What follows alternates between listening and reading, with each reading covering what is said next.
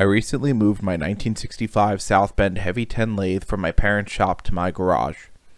While moving it, I found that the original leather drive belt had degraded, and I opted to cut it off when I disassembled the unit for transport.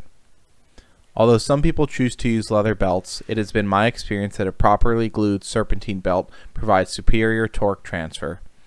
Today, I will show you the steps that I took to replace the drive belt on my lathe. Like most projects, preparation is key. I begin by using acetone to degrease the drive pulleys. This is part of routine maintenance, but it has been a while since I had this lathe in my possession, so I admit it is a bit neglected. This lathe is in remarkable shape for its age. Just look at this original belt tension adjustment procedure adhered to the drive cabinet door. The tensioner operation is a simple but robust mechanism. Flip the lever down and the drive pulleys are moved apart, tightening the belt. Fine adjustment of the belt is made with this adjusting screw.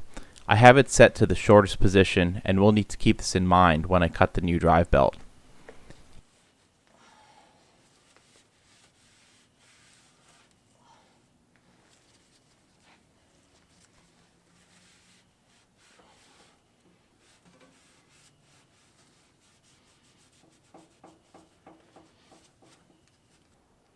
The drive belt is a generic ACDelco Serpentine belt. This part number was long enough for my lathe. As for adhesive, I am trying 3M Scotch-Weld this time around, a rubber adhesive that many people have had success with. Off camera, I'll cut this belt to length. I'm using the original belt for comparison, keeping in mind I need a few extra inches for overlap. This belt is currently 8 inches too long, but I will leave 4 inches of additional length to allow for the glued joint. I've prepared the sample to show how I prep the belt. The goal is to evenly grind the rubber to the cords on each side, allowing the belt to run smoothly once it's glued and overlapped. Don't mind the noisy grinder. I'm using an unbalanced coarse grinding stone I had laying around. Let me know in the comments if you would like a video on how to set up a pedestal grinder. This could definitely do with some balancing, and it'll be a lot nicer to run the next time I have to do this. The coarse wheel does a really good job at slowly removing material without burning through the rubber. It does leave quite a mess though. Here you can see the belt is prepared on both sides. After prepping the belt, we route it around the drive pulleys, being careful to keep the glue joint free of contaminants. There's a rib that runs along the length of the lathe that we'll have to make sure we go around. As I route the belt around the pulleys, I do my best to keep oil off of the belt.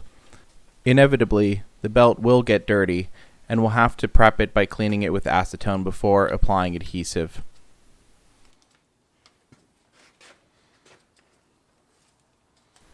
After confirming that the belts are routed through the pulleys correctly, we'll take a second to clean everything off with acetone.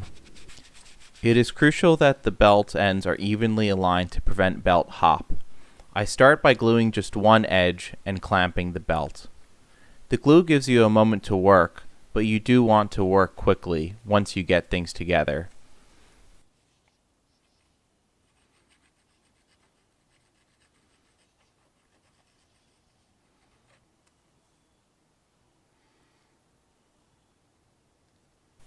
This might take a bit of fiddling, but it's best to take your time and make sure everything is set correctly before you glue it in its final place.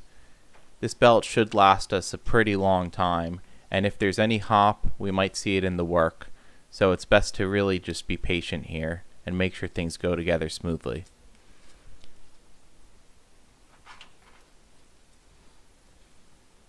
After double and triple checking that the belt is aligned, we can start to clamp up the joint. I apply a machinist clamp to just one edge, and you can see here things get a little misaligned, but fiddle with it for just a bit and you'll get it back together and everything should be all good and dandy. With one end clamped securely in place, I apply adhesive to the rest of the joint. I use another machinist clamp and some flat stock to clamp the joint tightly while it cures. This will take a couple of days, but should result in a very permanent joint that's able to flex around the pulleys with ease.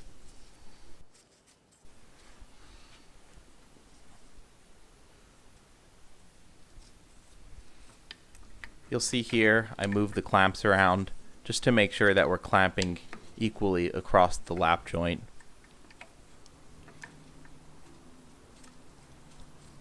We'll want to leave this glued together for at least 24 hours, possibly longer.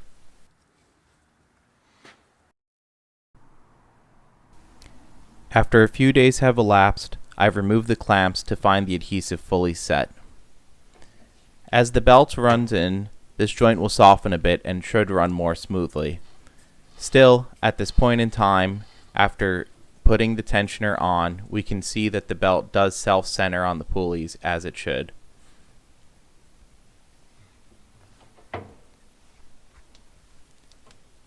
I open the drive cabinet, center the belt,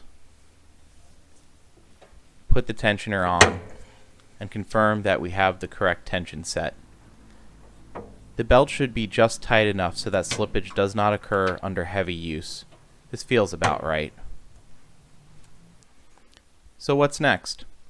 Well, I should probably begin by explaining why my walls are bare. I have no power, and, well, as you can see, the lathe is on a dolly. If you're interested in following along, be sure to tune into our shop update video that should be out in the next few weeks. If you're new to the channel, remember to like and subscribe, and welcome to Rocan Motor Company.